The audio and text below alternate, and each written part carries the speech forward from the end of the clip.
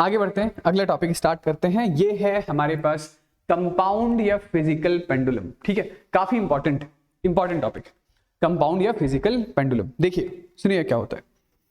तो बात कुछ ऐसी है कि ये हमारे पास कोई एक रिजिड बॉडी है, ये एक रिजिड बॉडी है और इस रिजिड बॉडी को हम लोगों ने वर्टिकल प्लेन में, वर्टिकल डायरेक्शन में मान लेते हैं एक बार के लिए कि यहां किसी पॉइंट से ऐसे हिंज कर रखा है। ठीक है, मतलब ऐसे कील लगा रखा है इस रिजिड बॉडी के ऊपर यहां से।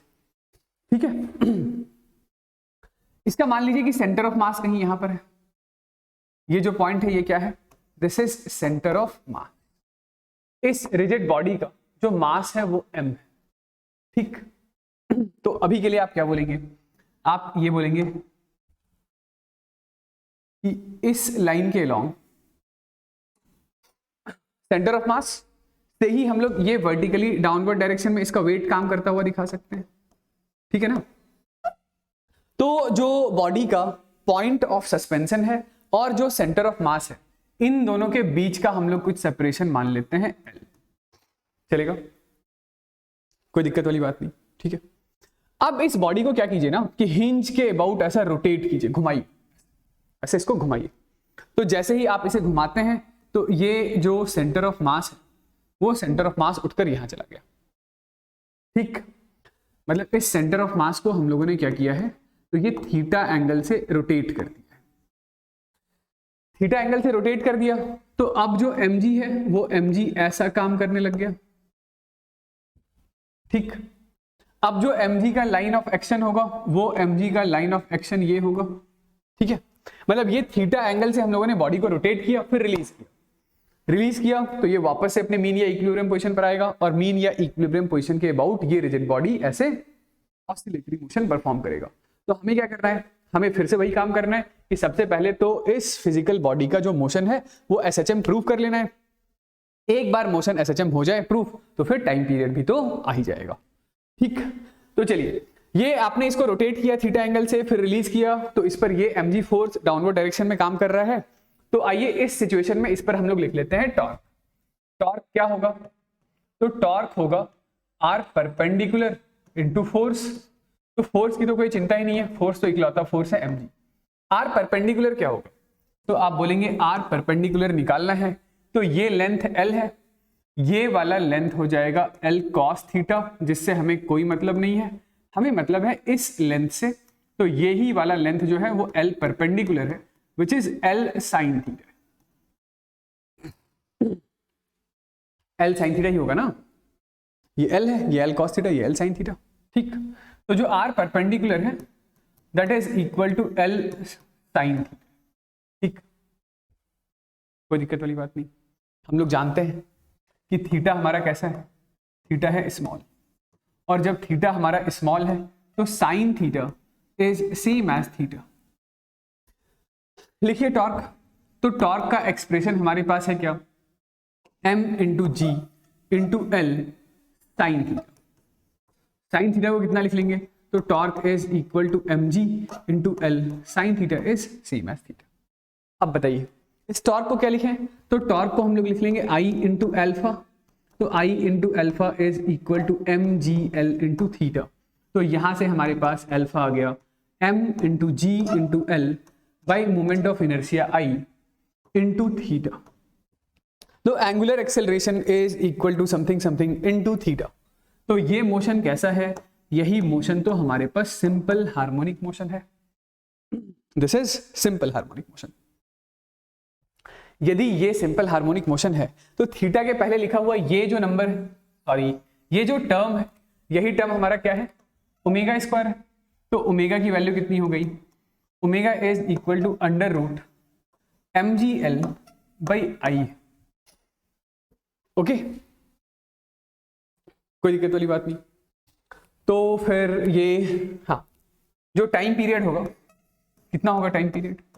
तो time period is equal to 2 pi under root of I by mgl।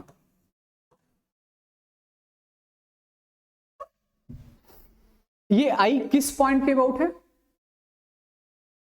ये आई हिंज के अबाउट है, हिंज के about.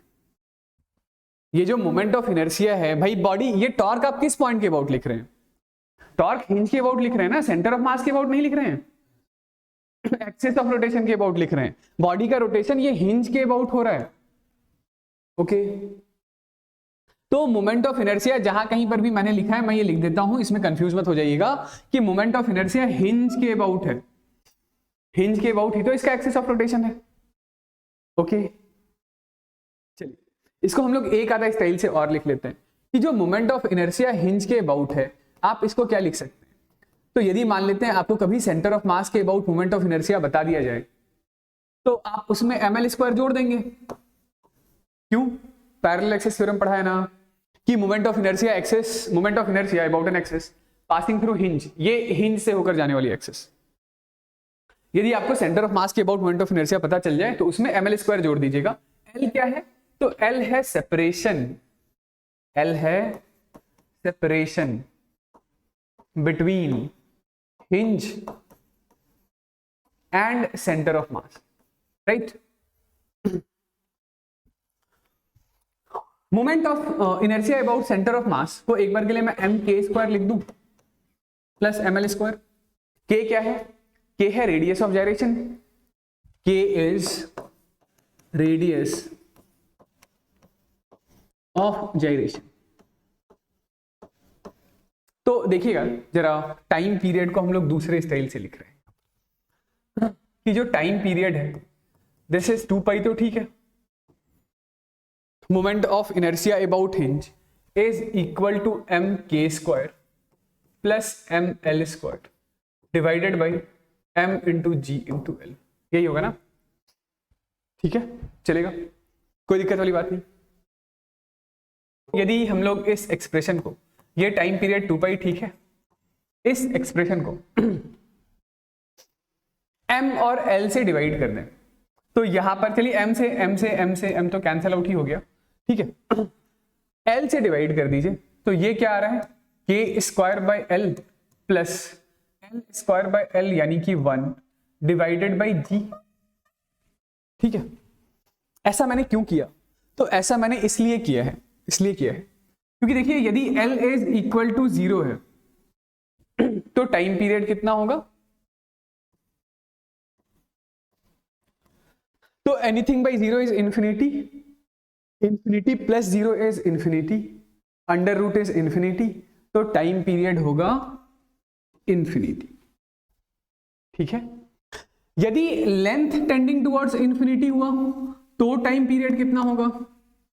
Anything by infinity is 0 plus infinity is infinity, तो टाइम पीरियड फिर से कितना हो गया? टाइम पीरियड फिर से इंफिनिटी हो गया। तो मेरे कहने का मतलब है कि यदि आप इस टाइम पीरियड को L के साथ प्लॉट करना चाहते हैं तो टाइम पीरियड का L के साथ वेरिएशन कुछ ऐसा आएगा।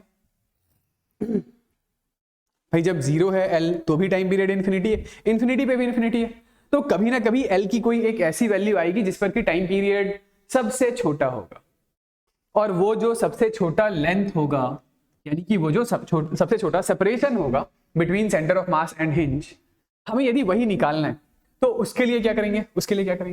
ये इरेज कर दो ना।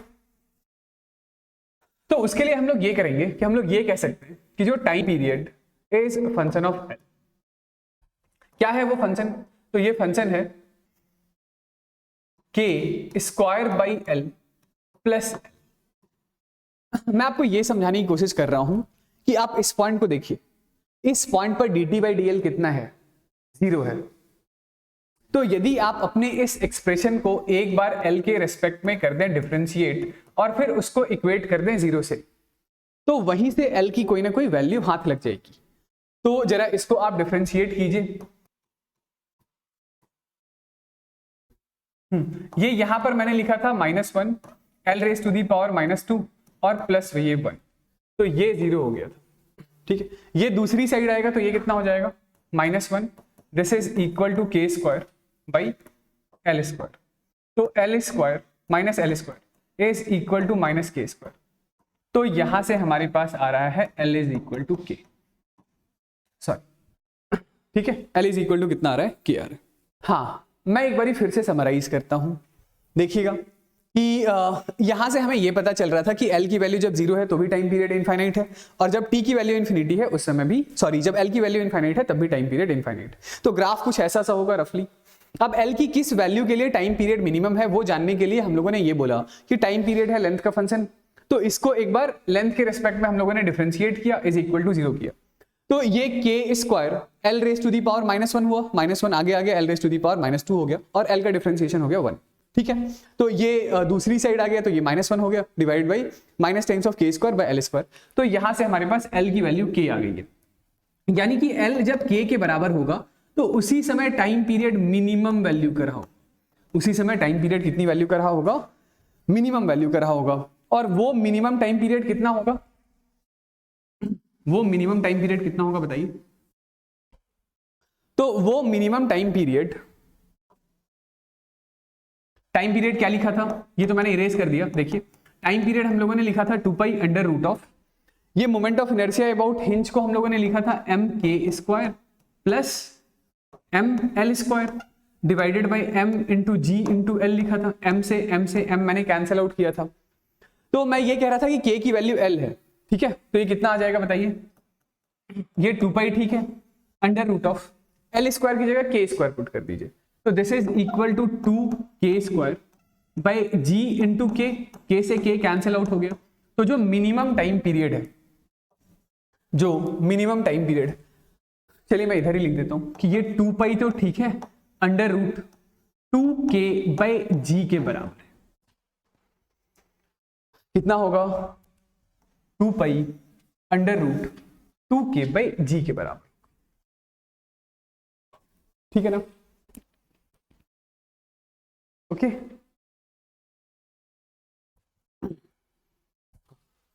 तो ये आ गई बात, मतलब ये आ गई हमारे पास वैल्यू किसकी, मिनिमम टाइम पीरियड की। मैं एक बार फिर से बता दूं, ये जो L है वो सेंटर ऑफ मास और हिंज के बीच का सेपरेशन है, ठीक है। चलिए आइए, तो बताया ये जा रहा है कि यूनिफॉर्म रॉड है जिसका मास m है, लेंथ L है, suspended from one of its and in vertical direction. तो ये लीजिए भाई कि ये है हमारे पास एक यूनिफॉर्म रॉड, ये वर्टिकल डायरेक्शन में मान लेते हैं यहां किसी पॉइंट से आपने सस्पेंड कर दिया है, ठीक है। रॉड की जो लेंथ है वो लेंथ है L, और रॉड का जो मास है वो कितना है, m है, ठीक है ना। फॉर स्मॉल डिस्प्लेसमेंट आपको ये प्रूव करना है कि मोशन SHM है, इसके साथ साथ आपको टाइम पीरियड भी निकालना है, ठीक। तो चलिए इस रॉड को हम लोग इसके इस पोजीशन से थोड़ा सा डिस्प्लेस करते हैं, ऐसा, ये रॉड को हम लोग ऐसा लगाते हैं, ठीक है ना, ऐसा। तो ये रॉड का सेंटर ऑफ मास यहां पर, ठीक है। ये जो दोनों पॉइंट के बीच का जो सेपरेशन है, जिसको हम लोग अपने डेरिवेशन में L ले रहे थे, वो L की वैल्यू कितनी है, L/2 है, ठीक।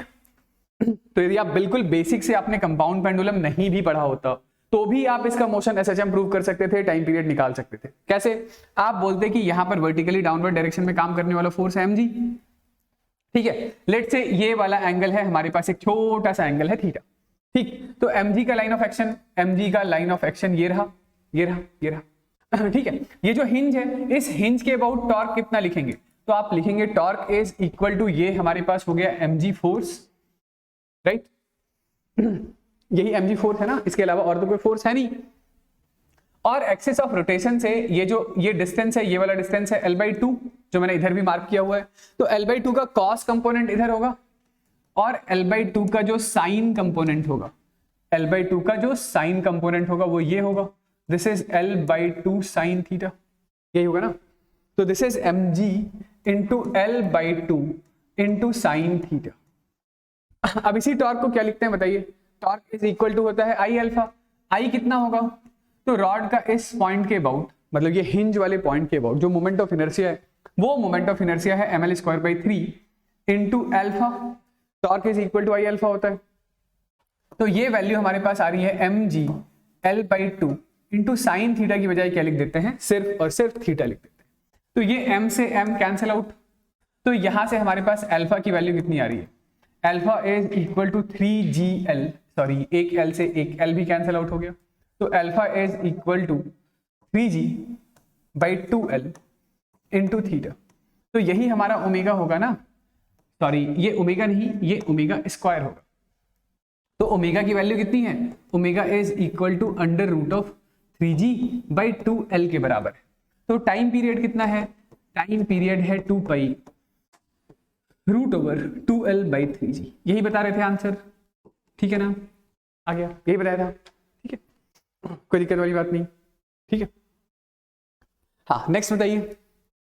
बिल्कुल उसी तरीके से अब अगले सवाल में क्या है कि एक डिस्क है जिसका मास है m, रेडियस है r, is suspended from a point on it's circumference. Suspended मतलब ये वर्टिकल डायरेक्शन में ही होगा।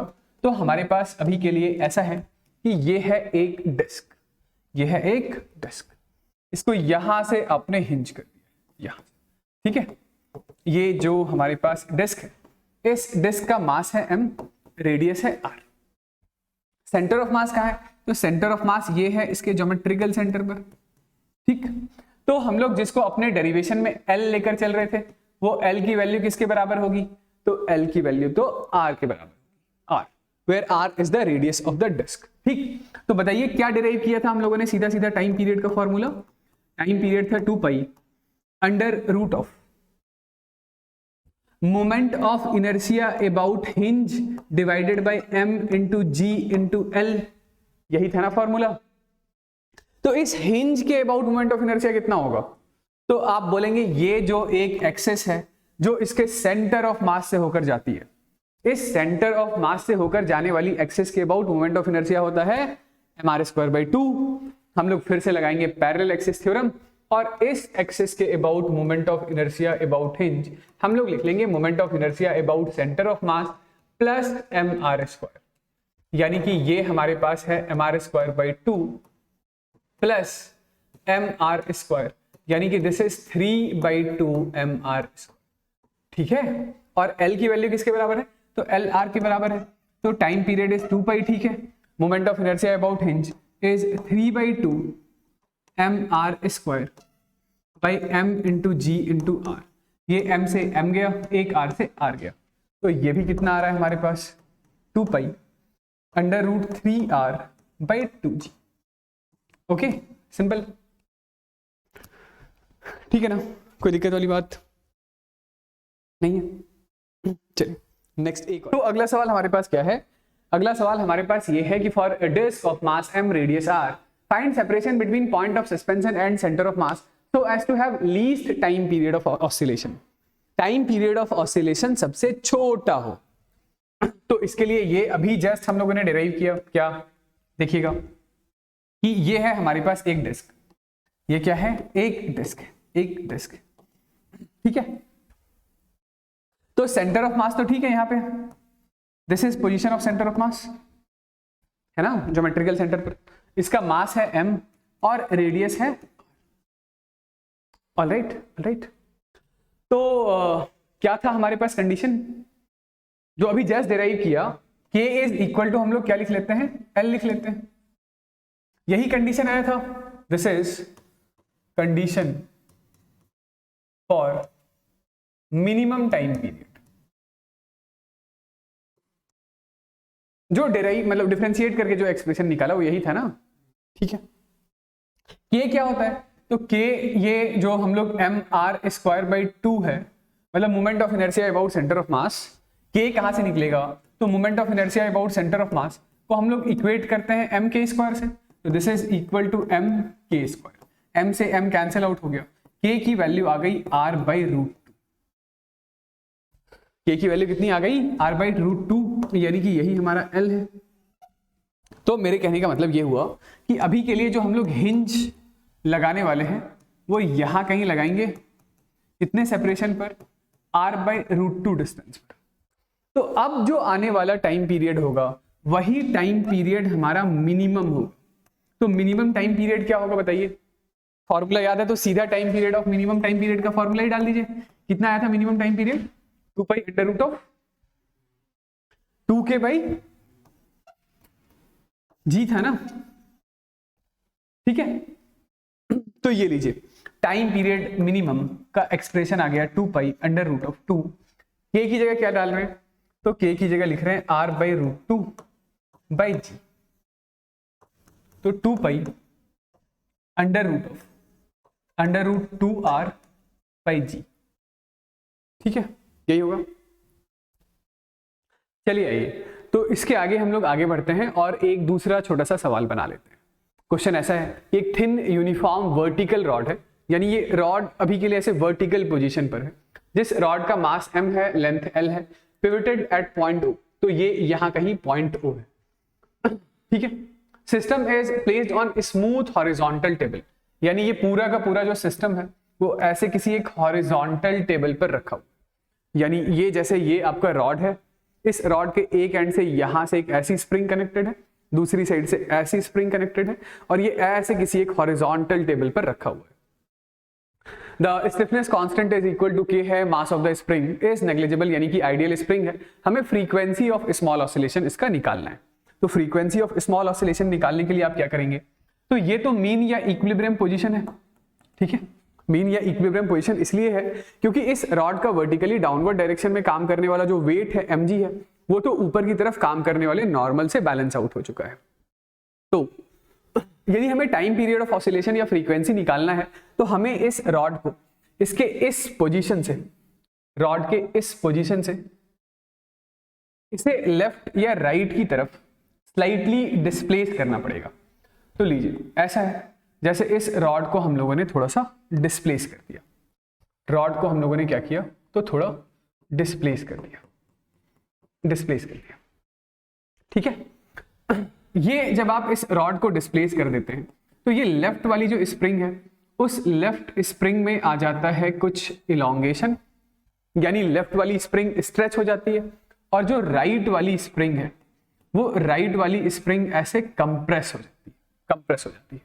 ये एक छोटा सा एंगल है हमारे पास थीटा, रॉड की लेंथ है l, यदि ये छोटा सा एंगल थीटा है, रॉड की लेंथ l है, तो ये जो डिस्टेंस है, ये डिस्टेंस आप लिख सकते हैं, this distance is l times of theta है। डिस्टेंस कितना है, तो l टाइम्स ऑफ थीटा है। तो रॉड के इस पॉइंट पर दोनों के दोनों स्प्रिंग की वजह से एक ही दिशा में फोर्स लग रहा होगा, एक ही डायरेक्शन में फोर्स लग रहा होगा, यानी ये स्प्रिंग जो कि इलोंगेट हुआ है, वो इधर की तरफ एक फोर्स लगा रहा होगा, और वो फोर्स कितना होगा, तो k इंटू एक्स, यानी कि k into L into theta के बराबर होगा। जो दूसरा स्प्रिंग है वो कंप्रेस हुआ है, तो कंप्रेस होने की वजह से वो भी इसी दिशा में फोर्स लगा रहा होगा, इस फोर्स की वैल्यू भी कितनी होगी, तो k into L into theta, तो मैंने इसे 2 से मल्टीप्लाई कर दिया है, ठीक है। इस पोजीशन से यदि आप रॉड को यहां से रिलीज करेंगे, तो यहां से चलते चलते चलते मीन पोजीशन पर आएगा। जैसे मीन पोजीशन पर आएगा, तो अब रॉड के पास मैक्सिमम ओमेगा होगा, मैक्सिमम ओमेगा की वजह से वो दूसरी साइड जाएगा, दूसरी साइड भी सेम थीटा परफॉर्म करने के बाद, मतलब सेम थीटा एंगल डिस्प्लेस होने के बाद उसकी एंगुलर वेलोसिटी 0 होगी, तो वो इन दो पोजीशंस के अबाउट एसएचएम परफॉर्म करेगा, ठीक है। तो हमें इसी एसएचएम का टाइम पीरियड निकालना है। तो टाइम पीरियड निकालने के लिए रॉड पर हम लोग टॉर्क नेट लिख लेते हैं कि रॉड पर कितना नेट टॉर्क काम कर रहा है। तो नेट टॉर्क कितना होगा, नेट टॉर्क लिखने के लिए हमें ये फोर्सेस का आइडिया है, तो जिस डायरेक्शन में ये फोर्स लग रहा है वही हमारा line of action of force है, और ये इसका एक्सेस ऑफ रोटेशन है। तो line of action of force और एक्सेस ऑफ रोटेशन के बीच का जो परपेंडिकुलर सेपरेशन है वो कितना है, वो परपेंडिकुलर सेपरेशन L है, ठीक। तो टॉर्क कितना होगा, तो पहले स्प्रिंग की वजह से जो फोर्स था वो फोर्स था K into L into theta. क्योंकि अब दो स्प्रिंग्स हैं, तो दोनों स्प्रिंग की वजह से जो नेट फोर्स था वो 2 टाइम्स ऑफ दिस हो गया, और एक्सेस ऑफ रोटेशन से जो परपेंडिकुलर डिस्टेंस है वो तो L के बराबर है।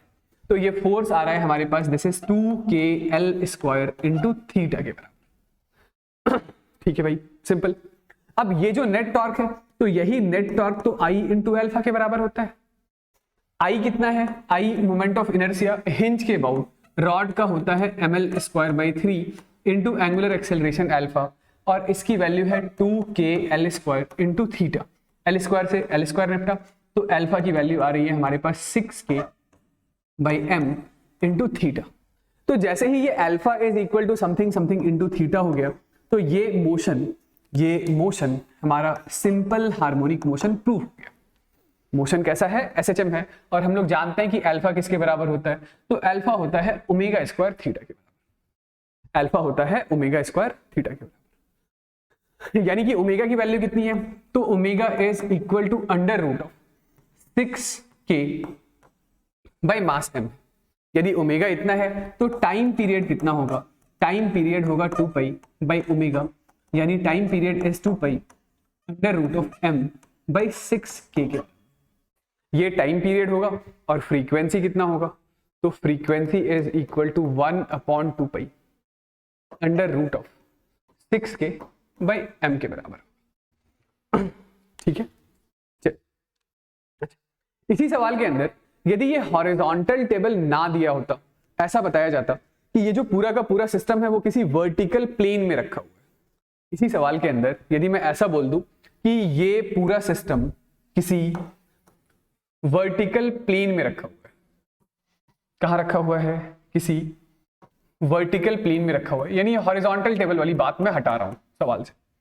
तो यदि ये किसी वर्टिकल प्लेन में रखा हुआ होता तो अब इस पर एक और फोर्स काम कर रहा होता। कौन सा फोर्स, तो इस रॉड का जो वेट है वो mg हमें और दिखाना पड़ता है ना, ये mg होता और ये होता हमारे पास mg का लाइन ऑफ एक्शन, ये mg का लाइन ऑफ एक्शन। ठीक है, तो देखिएगा वर्टिकल वाले के लिए आप चीजों को किस तरीके से सोच सकते हैं उसके बारे में हम बात करते हैं। तो वर्टिकल वाले के लिए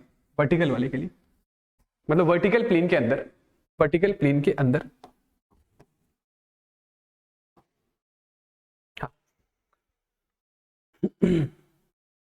वर्टिकल प्लेन के अंदर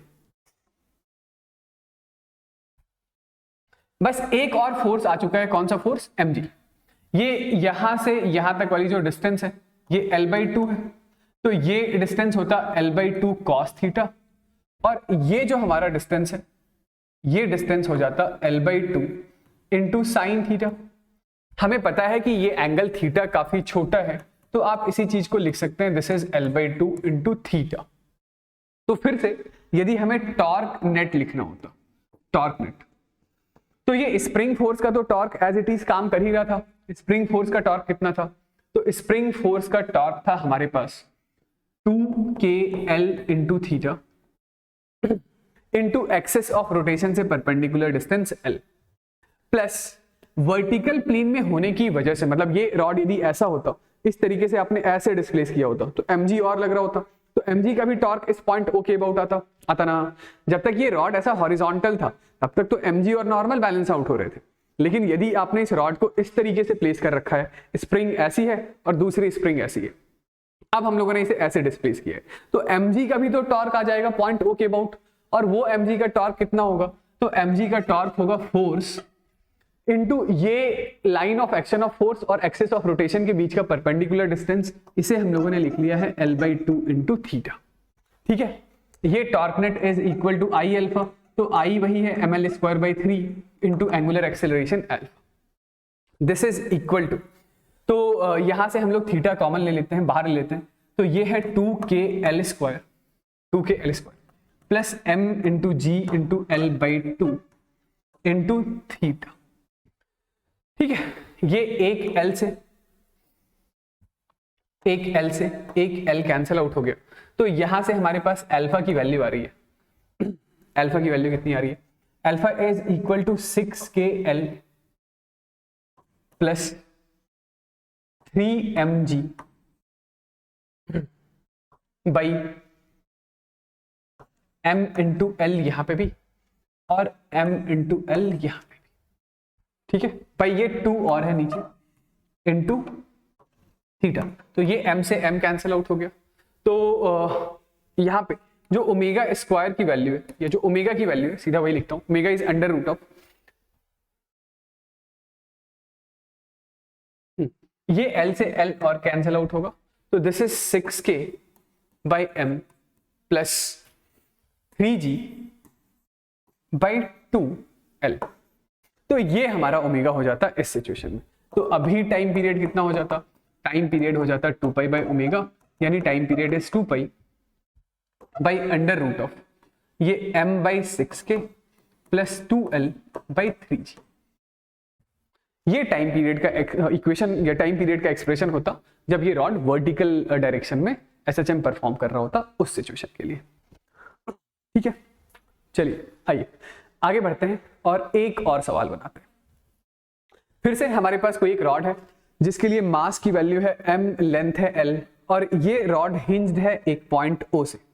ठीक है, यहां पर दो स्प्रिंग्स हैं, ऊपर वाले स्प्रिंग का कांस्टेंट है K1 और नीचे वाले स्प्रिंग का कांस्टेंट है K2। ये रॉड अभी के लिए हॉरिजॉन्टल पोजीशन पर है, जब ये इक्विलिब्रियम में है तो हमें फिर से angular frequency of the system निकालना है। चलिए आइए, तो इस रॉड को जो रॉड शुरुआत में ऐसा हॉरिजॉन्टल पोजीशन पर रखा हुआ है, एंगुलर फ्रीक्वेंसी निकालने के लिए या टाइम पीरियड ऑफ SHM निकालने के लिए हमें फिर से इस रॉड को इसके मीन पोजीशन से लेफ्ट या राइट की तरफ डिस्प्लेस करना होगा। इस पर नेट टॉर्क का एक्सप्रेशन लिखना होगा। वो net torque something something into theta आना चाहिए। यदि ऐसा आ जाता है तो वही समथिंग समथिंग हमारा एंगुलर फ्रीक्वेंसी ओमेगा होता है।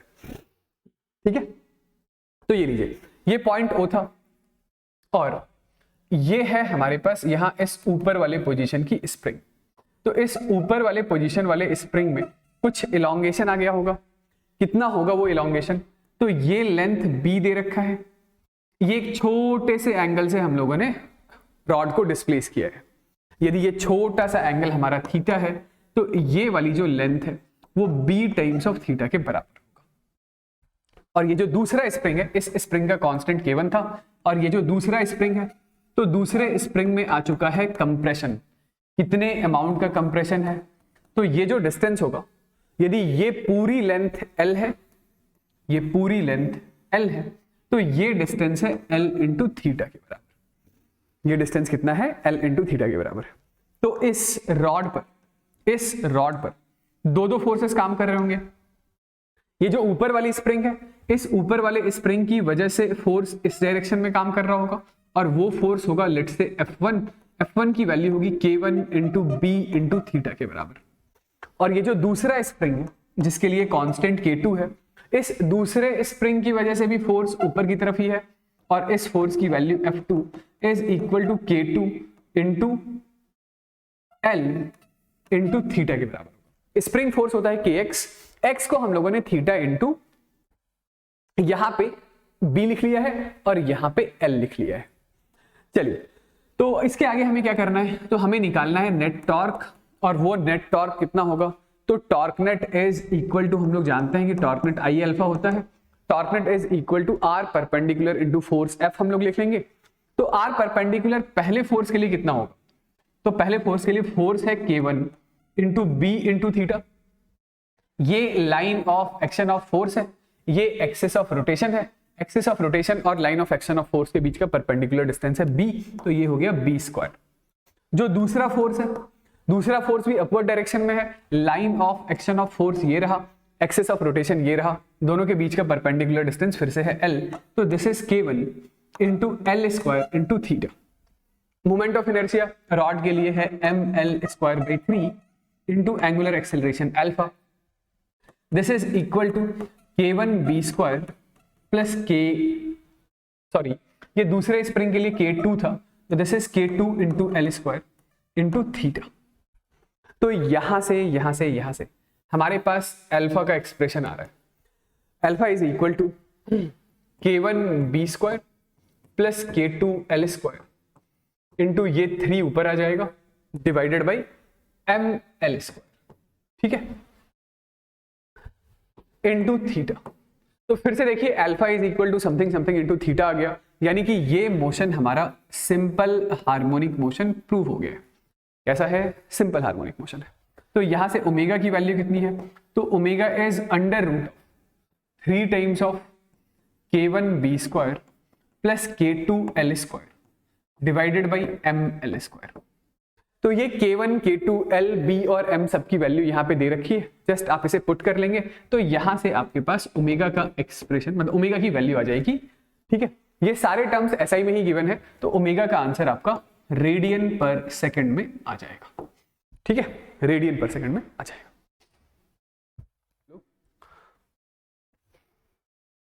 और अगला टॉपिक स्टार्ट करते हैं, ये है हमारा टॉर्शन पेंडुलम। ठीक है, सॉरी, टॉर्सनल पेंडुलम। तो क्या होता है टॉर्सनल पेंडुलम? देखिएगा, ऐसा है,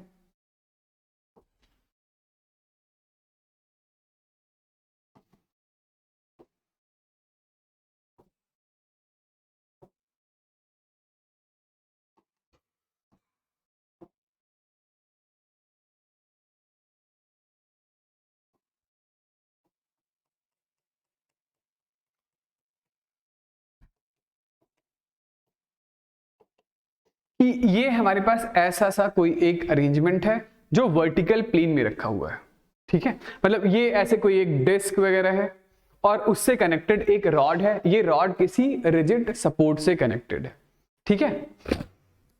तो ऐसा है कि जैसे ये यहां पर कोई पॉइंट है बॉडी पर P, तो हम लोग करने क्या वाले हैं कि ये जो डिस्क आपको दिखाई दे रहा है, इस डिस्क को हम लोग रोटेट करने वाले हैं, घुमाने वाले हैं, ठीक है। टॉर्सनल में ये टॉर्सन का मतलब होता है मरोड़ना, घुमाना, ठीक है, मरोड़ना। तो हम लोग क्या करते हैं कि इस डिस्क को ऐसे मरोड़ते हैं कि ये जो पॉइंट P है, ये पॉइंट P उठ करके यहां चला आता है, पॉइंट P उठ करके कहां चला आता है, P डैश पर चला आता है। मतलब आप ऐसा इमेजिन कर सकते हैं कि ये जैसे एक रबड़ का रॉड है, रबड़ का, ठीक है। मेटालिक में तो इमेजिन कर पाना थोड़ा सा मुश्किल है, जैसे ये एक रबड़ का रॉड होता, उससे कनेक्टेड कोई एक डिस्क होती, तो उसको ऐसे घुमाया है ऐसे, ठीक है। कितने एंगल से घुमाया है, तो मान लेते हैं कि ये थीटा एंगल से घुमाया है, ठीक।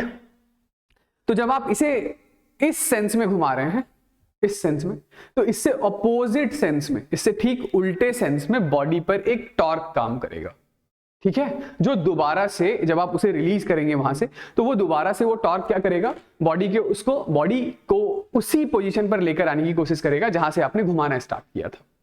तो मैं ये कहना चाह रहा हूं कि बॉडी पर एक टॉर्क काम करता है और ये जो टॉर्क होता है ये directly proportional to angular displacement theta होता है। बॉडी पर एक टॉर्क काम करता है और काम करने वाला ये जो टॉर्क होता है ये directly proportional to angular displacement theta होता है, ठीक। तो इस टॉर्क को हम लोग एक constant c times of theta लिख लेते हैं। यही c हमारा टॉर्सनल कांस्टेंट कहलाता है। ये c क्या है, c इज टॉर्सनल कांस्टेंट। तो फिर से टॉर्क है तो टॉर्क को आप I इंटू एल्फा तो लिख ही सकते हैं, I into alpha is equal to c times of theta, तो alpha is equal to c by I into theta हो जाता है। तो हम लोग जानते हैं कि ये अल्फा तो ओमेगा स्क्वायर थीटा के बराबर होता है। तो इन दोनों इक्वेशनों को यदि आप कंपेयर कर दें तो ओमेगा की वैल्यू किसके बराबर हो जाएगी, omega is under root of c by I आ गया।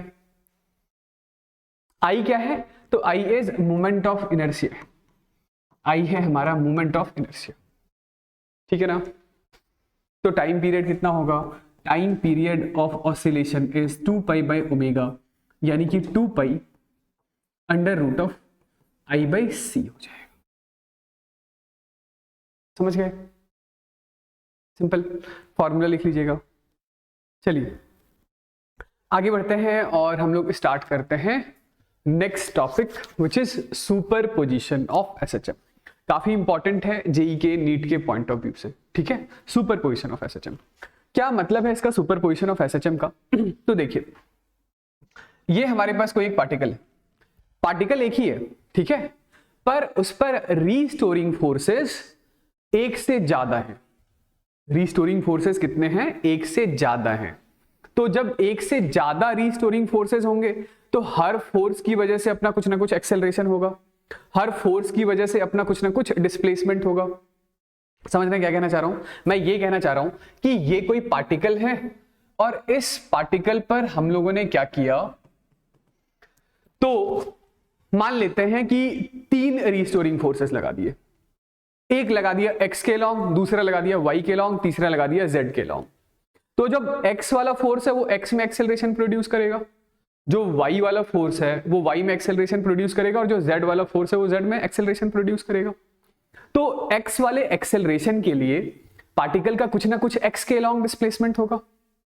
आ रही है बात समझ में, मतलब ये पार्टिकल का x के अलोंग डिस्प्लेसमेंट किसी इंस्टेंट पर, ये मान लेते हैं ये x एक्सिस है, ये नेगेटिव x एक्सिस है, ये y एक्सिस है, ये नेगेटिव y एक्सिस है। तो x में जो रीस्टोरिंग फोर्स था उसकी वजह से x में एक्सेलरेशन था, और उस एक्सेलरेशन की वजह से किसी टाइम t पर पार्टिकल के पास x के अलोंग कुछ x अमाउंट का डिस्प्लेसमेंट है। सिमिलरली इसी पार्टिकल के पास y में भी कुछ रीस्टोरिंग फोर्स था, तो हेंस y में भी कुछ एक्सेलरेशन था, तो हेंस y में भी किसी इंस्टेंट पर कुछ डिस्प्लेसमेंट है y यूनिट के बराबर का। और जो z वाला फोर्स है उस z वाले फोर्स की वजह से भी z में एक्सेलरेशन है, रीस्टोरिंग फोर्स है तो एक्सेलरेशन होगा, और उस एक्सेलरेशन की वजह से किसी इंस्टेंट पर z में भी कुछ डिस्प्लेसमेंट रहा होगा वो z। ठीक है, अब यदि आपसे कोई पूछे कि मुझे है ना रिजल्टेंट मोशन के बारे में बताओ, किसके बारे में? रिजल्टेंट मोशन के बारे में। x में, y में, z में, तीनों डायरेक्शन में काम करने वाले फोर्सेस रीस्टोरिंग थे। तो अब जो रिजल्टेंट मोशन है वो रिजल्टेंट मोशन एसएचएम होगा या नहीं होगा, इसके बारे में आप कुछ नहीं बोल सकते हैं। मतलब कुछ श्योर शॉट नहीं बोल सकते हैं कि रिजल्टेंट मोशन एसएचएम होगा ही होगा, ऐसा कुछ श्योर शॉट हम लोग नहीं बोल सकते हैं। रिजल्टेंट मोशन एसएचएम हो भी सकता है, नहीं भी हो सकता है। ठीक है, ये डिपेंड करेगा कुछ सिचुएशंस पर, कुछ कंडीशंस पर। ठीक है, लेकिन हम लोग एक चीज के बारे में बात कर सकते हैं, क्या? कि किसी इंस्टेंट पर जो इसका रिजल्टेंट डिस्प्लेसमेंट होगा वो रिजल्टेंट डिस्प्लेसमेंट निकाला जा सकता है। कैसे? तो डिस्प्लेसमेंट वेक्टर टर्म है तो वेक्टर एडिशन कर लेंगे, है ना, वेक्टर एडिशन कर लेंगे। मेरे कहने का मतलब है हम लोग लगा देंगे प्रिंसिपल ऑफ सुपरपोजिशन।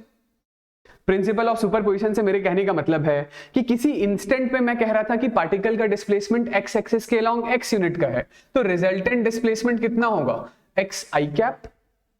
किसी इंस्टेंट पर वाई एक्सिस के अलोंग जो डिस्प्लेसमेंट है वो वाई यूनिट का है तो प्लस वाई जे कैप, और किसी इंस्टेंट पर पार्टिकल का डिस्प्लेसमेंट जेड एक्सिस के अलोंग जेड यूनिट का है तो प्लस जेड के कैप। आ रही बात समझ क्या कहना चाह रहा हूं? ठीक है, तो रिजल्टेंट मोशन एसएचएम होगा या नहीं होगा वो हम लोग देख लेंगे आगे चल के। वो जो कंडीशंस हैं वो सारे कंडीशन डिस्कस कर लेंगे, लेकिन एक बार के लिए आप ये समझ लीजिए कि रिजल्टेंट डिस्प्लेसमेंट लिखने के लिए हम लोग क्या यूज कर रहे हैं? हम लोग यूज कर रहे हैं प्रिंसिपल ऑफ सुपरपोजिशन। सुपरपोजिशन क्या होता है? Principal of superposition. तो प्रिंसिपल ऑफ सुपरपोजिशन बस इतनी सी बात है कि डिस्प्लेसमेंट जो एक वेक्टर टर्म है उसको वेक्टर एडिशन लगा के जोड़ दीजिए। ठीक है ना? ओके, फिर से समझिए। मान लेते हैं कि पार्टिकल पर यदि सिर्फ 2 रीस्टोरिंग फोर्सेस काम कर रहे होते, ये तो मैंने 3 के लिए दिखा दिया। यदि ऐसा होता कि पार्टिकल पर सिर्फ 2 रिस्टोरिंग फोर्सेस काम कर रहे हैं, एक काम कर रहा है एक्स के अलोंग, दूसरा काम कर रहा है वाई के अलोंग, तो जो x के अलोंग फोर्स काम कर रहा है उसकी वजह से पार्टिकल का डिस्प्लेसमेंट किसी टाइम t पर x एक्सिस के अलोंग x1 यूनिट का है, और जो y के अलोंग फोर्स काम कर रहा है उसकी वजह से पार्टिकल का डिस्प्लेसमेंट y एक्सिस के अलोंग कुछ y1 अमाउंट का है किसी टाइम t पर। अब बोलता मैं कि मुझे है ना रिजल्टेंट डिस्प्लेसमेंट लिख के बताइए, तो रिजल्टेंट डिस्प्लेसमेंट आप क्या लिखते हैं कि x के अलोंग x1 डिस्प्लेसमेंट है तो this is x1 i cap plus y1 j cap, यही लिखते ना। तो this is called principal of superposition. इसी चीज को क्या कहते हैं? सुपरपोजिशन प्रिंसिपल बोलते हैं। ठीक है, अब हो सकता है किसी सवाल के अंदर आपको जो पार्टिकल के ऊपर 2 रीस्टोरिंग फोर्सेस काम करने वाले दिए जाएं वो एक ही डायरेक्शन के अलोंग दे दिया जाए। ठीक है, मैं क्या कहना चाह रहा हूं कि पार्टिकल का मोशन y एक्सिस के अलोंग हो रहा है, पार्टिकल का मोशन y एक्सिस के अलोंग 2 रीस्टोरिंग फोर्सेस के इन्फ्लुएंस में हो रहा है। ठीक है, और जो पहला रीस्टोरिंग फोर्स है वो पार्टिकल को किसी इंस्टेंट पर डिस्प्लेसमेंट देता है y1 अमाउंट का, और जो दूसरा रीस्टोरिंग फोर्स है, दूसरा रीस्टोरिंग फोर्स उसी इंस्टेंट पर पार्टिकल को लेट से कुछ y2 अमाउंट का डिस्प्लेसमेंट देना चाहता है। तो अब यदि रिजल्टेंट डिस्प्लेसमेंट आपको चाहिए तो रिजल्टेंट डिस्प्लेसमेंट कैसे निकालेंगे? सिंपल y1 प्लस y2 करके, क्योंकि दोनों डिस्प्लेसमेंट आपकी बारी y एक्सिस के अलोंग थे तो आपको i कैप j कैप करने की कोई जरूरत नहीं है। i कैप j कैप तो आप तब करेंगे जब एक x में होगा, दूसरा y में होगा, तीसरा z में होगा। अरे ये बात समझ क्या कहना चाह रहा हूं? ठीक है, चलिए ये सुनने में जितना टफ लग रहा है उतना टफ है नहीं। अभी देखिए बिल्कुल आसान हो जाएगा, फटाफट लिखिए, साथ साथ लिखना है। यहां पर हम लोग रिजल्टेंट डिस्प्लेसमेंट वगैरह निकालने के लिए मैथमेटिक्स का थोड़ा सा सहारा लेते हैं। मतलब मैथमेटिक्स के एक छोटे से टर्म को यूज करते हैं जिस टर्म का नाम है फेजर। फेजर क्या होता है सुन लीजिए। तो आपके पास फिजिक्स में कोई सी भी फिजिकल क्वांटिटी है, वो फिजिकल क्वांटिटी वेक्टर हो भी सकता है, नहीं भी हो सकता है। जैसे अभी के लिए तो इस पर्टिकुलर चैप्टर में यूज किए जाने वाले सारे टर्म डिस्प्लेसमेंट, वेलोसिटी और एक्सेलरेशन वेक्टर टर्म है, लेकिन हो सकता है किसी दूसरे चैप्टर में आप ऐसी भी फिजिकल क्वांटिटीज के लिए फेजर का कॉन्सेप्ट यूज करें जो वेक्टर ना हो। ठीक है, तो मैं ये कहना चाह रहा हूं कि एक फिजिकल क्वांटिटी है जो साइनसॉइडली वेरिंग है। कैसे वेरी कर रहा है? साइन या कोसाइन के फॉर्म में। तो उसके लिए आप एक फेजर लेकर आ सकते हैं। उसके लिए क्या लेकर आ सकते हैं? फेजर लेकर आ सकते हैं। फेजर क्या होता है? तो फेजर एक वेक्टर होता है। फेजर एक ऐसा वेक्टर होता है जो रोटेट करता है, एक रोटेटिंग वेक्टर होता है। जैसे मैं एक एग्जांपल के हेल्प से बताता हूं कि यहां पर हमारे पास displacement expression x is equal to है let's say a sine omega t. Displacement क्या है? x is equal to a sine omega t. ठीक है, ऐसे ही लिखते हैं हम लोग। तो ये एक साइनसॉइडली वेरिंग टर्म है। ओके, तो मैं ये कहना चाह रहा हूं कि इस डिस्प्लेसमेंट एक्सप्रेशन के लिए हम लोग लेकर आएंगे एक वेक्टर। क्या लेकर आएंगे? वेक्टर लेकर आएंगे। वेक्टर में आप बोलेंगे दो चीजें होती है, एक होता है मैग्नीट्यूड और दूसरा होता है डायरेक्शन। तो मैं बोलूंगा कि ये जो वेक्टर है, इस वेक्टर में ये जो एरो की लेंथ है वो मैग्नीट्यूड है। ये क्या है? मैग्नीट्यूड है। वही तो मैग्नीट्यूड होता है। और मैग्नीट्यूड कितना है? तो मैग्नीट्यूड ये एम्पलीट्यूड a के बराबर होगा।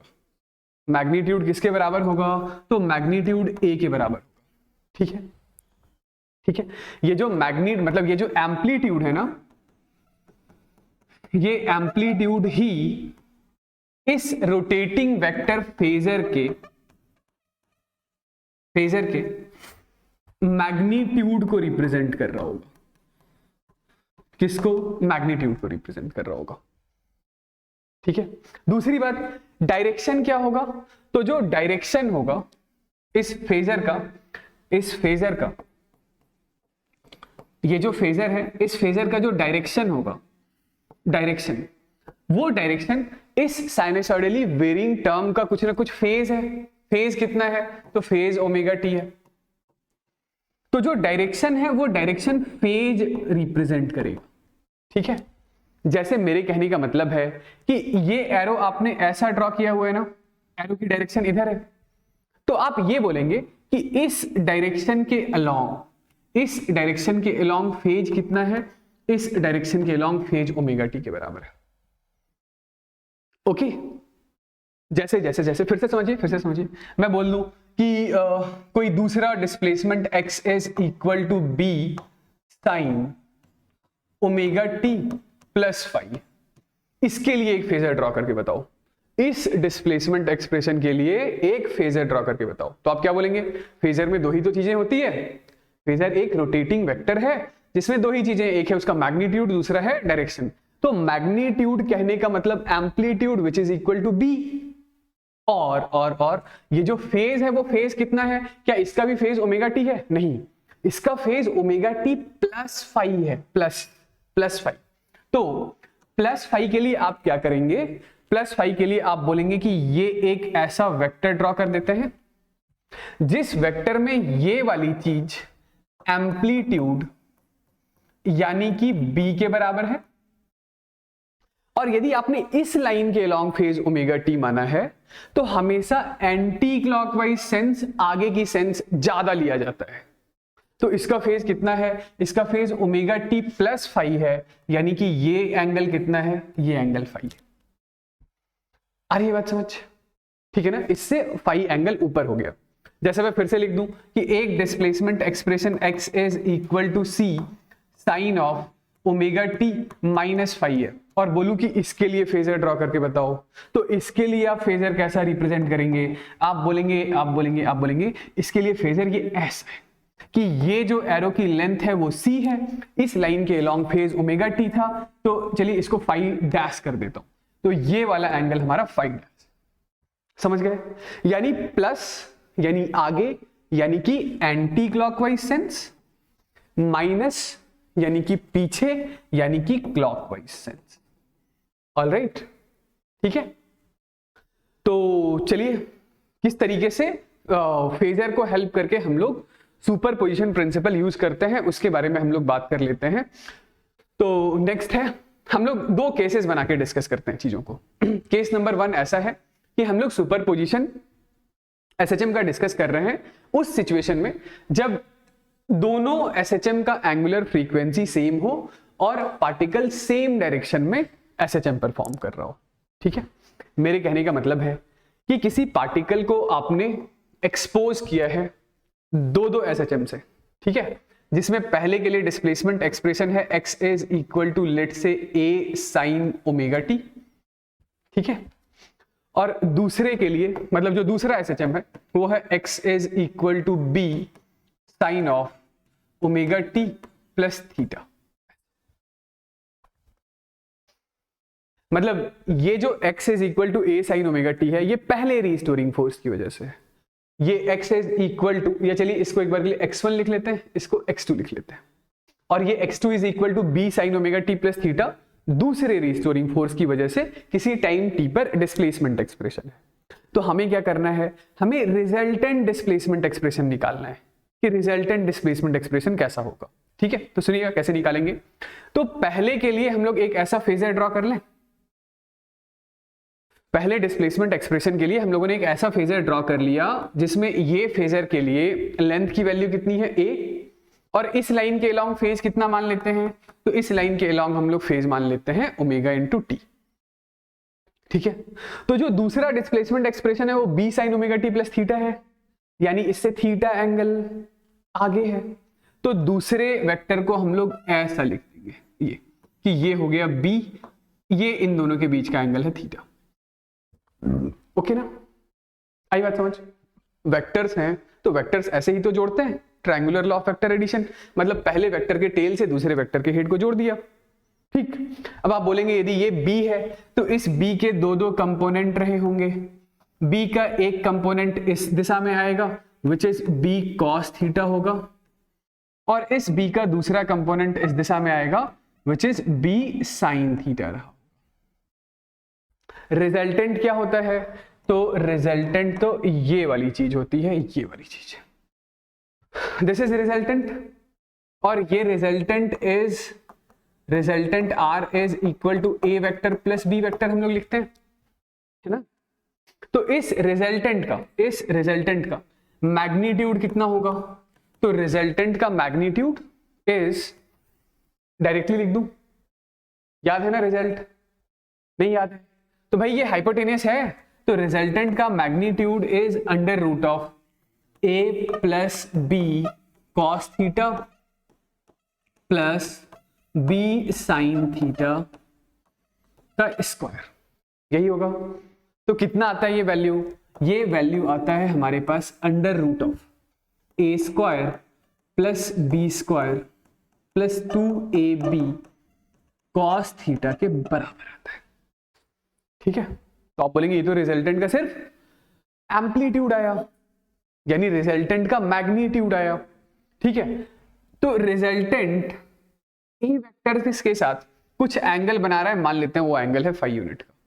तो इसके लिए इस tan फाई की वैल्यू कितनी होगी, तो tan फाई है हमारे पास tan theta is equal to ये परपेंडिकुलर अपॉन बेस, यानी tan phi is equal to b sine theta divided by a plus B cos theta.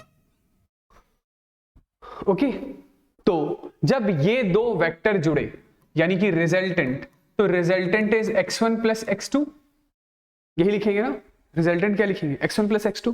तो इस रिजल्टेंट के पास अपना कुछ एम्पलीट्यूड है, लेट्स से वो एम्पलीट्यूड r है, तो this is equal to r sine of omega t plus phi होगा। ओके, तो ये है हमारे पास रिजल्टेंट वेक्टर का डिस्प्लेसमेंट एक्सप्रेशन, ठीक है। नहीं आया समझ, आ गया। तो अब ये r क्या है, तो ये r हो गया हमारे पास this much of the thing, phi क्या है, फाई हो गया हमारे पास this much of the thing, ठीक है। तो हम लोगों ने इस तरीके से फेजर के कॉन्सेप्ट को यूज करके जो सुपर इम्पोज्ड चीज है, उस सुपर इम्पोज्ड चीज का मतलब जो सुपर इम्पोज्ड रिजल्टेंट मोशन है, उस रिजल्टेंट मोशन का हम लोगों ने निकाल लिया है एम्पलीट्यूड, और वो रिजल्टेंट मोशन का पहले के साथ जो फेज है वो फेज भी निकाल लिया है। हाँ, ये तो एक जनरल जैसे थ्योरी डेवलप कर रहे हैं, इस पर बेस्ड अभी एग्जांपल करते हैं, ठीक है। देखिए चलिए आइए आगे बढ़ते हैं, अगला सवाल बनाते हैं। तो हमें क्या है, ये दे रखा है कि दो डिस्प्लेसमेंट एक्सप्रेशन है, x1 is equal to 3 sine omega t है और x2 is equal to 4 cos omega t है। तो दोनों SHM x एक्सेस के ही अलोंग हो रहा है और हमसे पूछा क्या गया है, रिजल्टेंट इक्वेशन पूछा गया है SHM का, ठीक है, इक्वेशन ऑफ रिजल्टेंट SHM, ठीक है। तो इस पर्टिकुलर सवाल को करने के लिए यदि आपने फेजर वाली कहानी नहीं भी पढ़ी होती तो भी कर सकते थे। कैसे कर सकते थे देखिएगा, तो आप लिखते displacement x is equal to x1 plus x2, principle of superposition x net is equal to x1 plus x2, तो आप x1 लिखते this is equal to 3 sine omega t, और y1 कितना है, तो y1 है 4 cos ऑफ ओमेगा टी, ठीक है। एक काम कीजिए, इसमें 5 से मल्टीप्लाई कर दीजिए और 5 से डिवाइड कर दीजिए, ठीक है। 5 से मल्टीप्लाई और 5 से डिवाइड कर देते हैं, क्यों, तो इसको हम लोग इस 5 को आगे लिख लेते हैं 5, और इसको लिख लेते हैं this is 3/5 sine of omega t plus 4/5 into cos of omega t, ठीक है, ऐसा लिख सकते हैं। ओके, ये 3/5 को क्या लिख लेंगे बताइए, साइन नहीं, इसको लिख लीजिए cos 53, इसको एक बार के लिए लिख लीजिए cos 53, और ये है साइन ओमेगा टी। इस 4/5 को क्या लिख सकते हैं, तो इस 4/5 को हम लोग लिख सकते हैं this is sine of 53 into cos of omega T. Alright, ये वैल्यूज तो याद है ना, यदि नहीं याद है तो मैं लिख देता हूं कि साइन 37 कितना होता है, साइन 37 होता है 3/5, ठीक है। साइन ऑफ 53 कितना होता है, तो साइन ऑफ 53 होता है 4/5। cos 37 कितना होता है, तो cos 37 होता है 4/5, और cos ऑफ 53 कितना होता है, तो वो होता है 3/5। इसको डिवाइड कर देंगे तो tan 37 और tan 53 की वैल्यू आ जाएगी। तो ये चलिए ये देखिएगा कि ये 5, ठीक है, ये क्या आ गया बताइए, ये आ गया sin a cos b plus cos a sin b, आ गया ना। तो आप इस चीज को लिख सकते हैं this is sine of a plus b, ठीक। तो ये हमारे पास हो गया रिजल्टेंट SHM का डिस्प्लेसमेंट एक्सप्रेशन, ठीक है। अब ये बताइए कि ये जो रिजल्टेंट डिस्प्लेसमेंट एक्सप्रेशन है ये भी तो SHM ही है, ये भी तो SHM ही है, क्योंकि ये भी बिल्कुल उसी तरीके से दिखाई दे रहा है, x is equal to a sine of omega t plus something, है ना। तो इस सिचुएशन में जब दोनों सुपरपोजिंग SHM का एंगुलर फ्रीक्वेंसी सेम हो, सेम डायरेक्शन में पार्टिकल ट्रैवल कर रहा हो, तो रिजल्टेंट मोशन भी सिंपल हार्मोनिक ही होता है, ठीक है। आई बात समझ।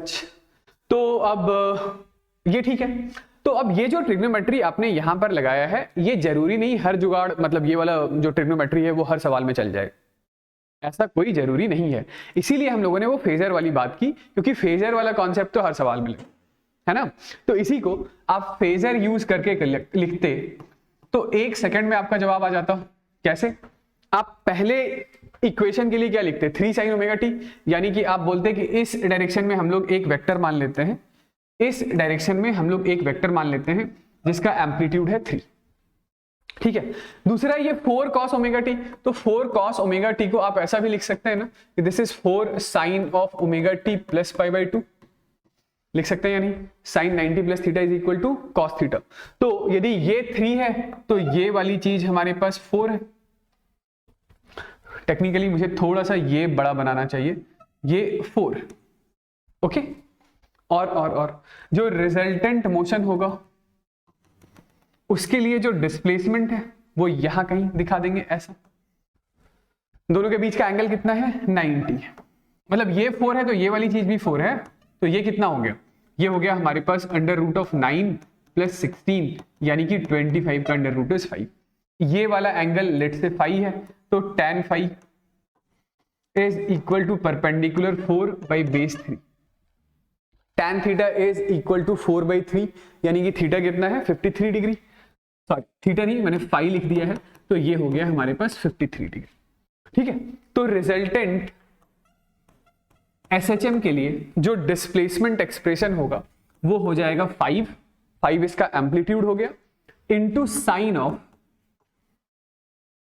इस लाइन के अलोंग फेज कितना था ओमेगा टी, और रिजल्टेंट एसएचएम इस लाइन के अलॉन्ग, इस लाइन के अलॉन्ग, इस लाइन के अलॉन्ग है, तो ये फेज एंगल उसका कितना है, ओमेगा टी नहीं है, ओमेगा टी से 53 डिग्री एंगल ज्यादा है। ठीक है, तो ये मेथड सिर्फ ऐसे ही सवालों में काम आएगा, ये मेथड हमेशा काम आएगा। ओके, हाँ, तो क्या करेंगे अब हम लोग,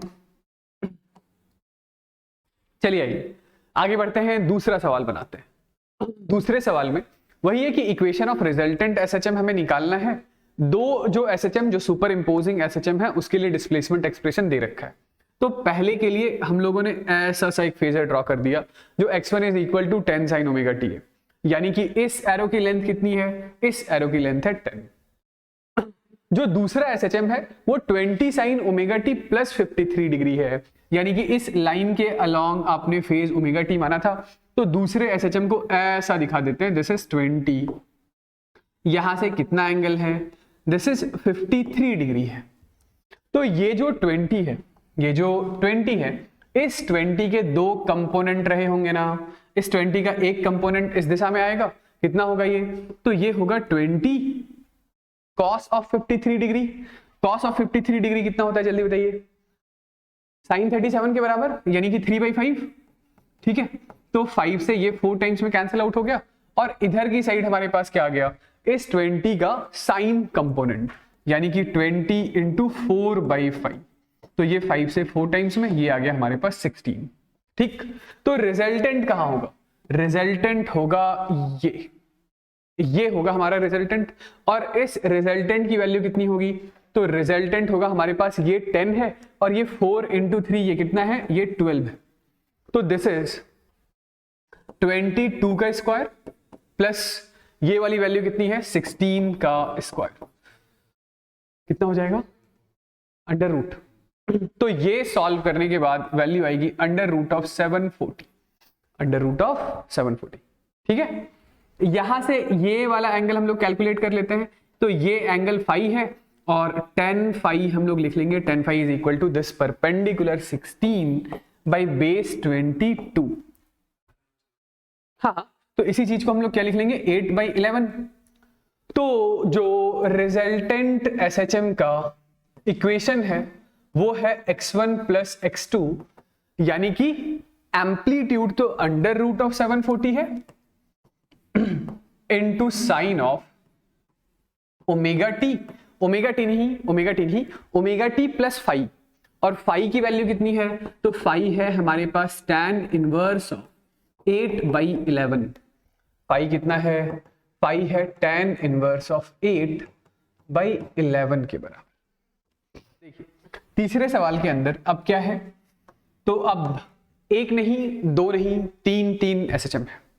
ठीक है, ये तीनों के तीनों एसएचएम एक ही पार्टिकल पे हैं, ऐसा मत सोच लीजिए 3 अलग अलग पार्टिकल्स हैं, एक ही पार्टिकल पर 3 अलग अलग रीस्टोरिंग फोर्सेस होंगे, उसकी वजह से तीनों एसएचएम की वजह से किसी टाइम टी पर ये डिस्प्लेसमेंट है। तो हमें फाइंड आउट करना है रिजल्टेंट डिस्प्लेसमेंट क्या है। तो फिर से आइए वही फेजर का कॉन्सेप्ट लगाते हैं कि ये 6 साइन ओमेगा टी, ये तो ठीक है, दूसरे वाले को हम लोग क्या लिख लेंगे, तो इसको लिख लेते हैं 8 sine of omega t plus π/2, ऐसा लिख सकते हैं। और तीसरे वाले को क्या लिख लेंगे, तो तीसरे वाले को लिख लेंगे 5 sine of omega t plus π/2 plus 37 degree, मतलब 90 डिग्री प्लस 37 डिग्री। ठीक है, पहले के लिए, तो पहले के लिए ये लीजिए, ये रहा, मतलब इस लाइन के अलॉन्ग फेज हम लोग ले रहे हैं ओमेगा टी, तो इस एरो की लेंथ है 6। ठीक, दूसरा कहां है, तो दूसरा इससे 90 डिग्री ऊपर है, तो दूसरे को मैं इसी पे ऐसा ड्रॉ कर देता हूं, ये है 8, ये है 8। ठीक है, तीसरा कहां है, तो तीसरा साइन ओमेगा टी से 90 प्लस 37 डिग्री और ज्यादा है, तो तीसरा जो 5 यूनिट का है वो इधर कहीं है, इधर। ये वाला एंगल कितना है, ये वाला एंगल है 37 डिग्री का। आ रही बात समझ, तो ये जो 5 है, इस 5 के 2 कंपोनेंट होंगे, इस 5 का एक कंपोनेंट इधर की तरफ होगा, ये कितना होगा, तो ये होगा 5 cos 37। cos 37 कितना होता है, cos 37 होता है 4/5, और इस 5 का एक कंपोनेंट इधर होगा, दिस इज 5 sin 37 जो कि 3/5 के बराबर। ये 5 से 5 गया, ये 5 से 5 गया। तो कुल मिलाकर बात ये है, कुल मिलाकर बात ये है कि ये इधर की तरफ तो ये 6 ठीक है, ये 6 है और पीछे की तरफ 3 है। तो इस डायरेक्शन में नेट कितना हुआ? आगे 6 था, पीछे 3 था, तो इस डायरेक्शन में नेट 3 हुआ। ऊपर की तरफ पहले से 8 था और 4 और ऐड कर दीजिए, क्योंकि उस 5 का भी एक कंपोनेंट ऊपर की तरफ ही है। तो ये ऊपर की तरफ हमारे पास 8 + 4 12 हो गया, है ना? आई बात समझ? तो जो रिजल्टेंट मोशन है, जो रिजल्टेंट मोशन है, वो रिजल्टेंट मोशन कहीं यहां होगा, ठीक है? कितना हो जाएगा एम्पलीट्यूड? तो एम्पलीट्यूड हो जाएगा √12 का स्क्वायर 144 + 9, यानी कि दिस इज √153, ठीक है? और यहां से ये वाला फेज एंगल कितना होगा? तो ये फेज एंगल हम लोग थीटा ले लेते हैं, और इस फेज एंगल की वैल्यू कितनी? तो this is tan theta is equal to ये परपेंडिकुलर, परपेंडिकुलर कितना है? परपेंडिकुलर है 12, बेस है 3, ठीक? तो theta is equal to tan inverse of 4, theta is equal to tan inverse of 4। तो रिजल्टेंट डिस्प्लेसमेंट एक्सप्रेशन यानी x net is equal to x1 + x2 + x3।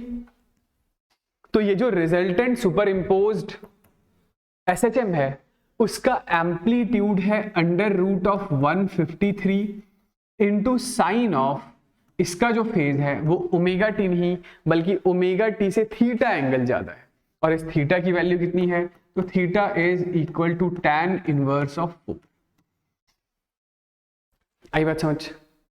तो इस तरीके से 2 हो, 3 हो, 4 हो, आप बस ये फेजर का कॉन्सेप्ट यूज करके आसानी से जोड़ के अपना आंसर निकाल सकते हैं, ठीक है? ओके ना?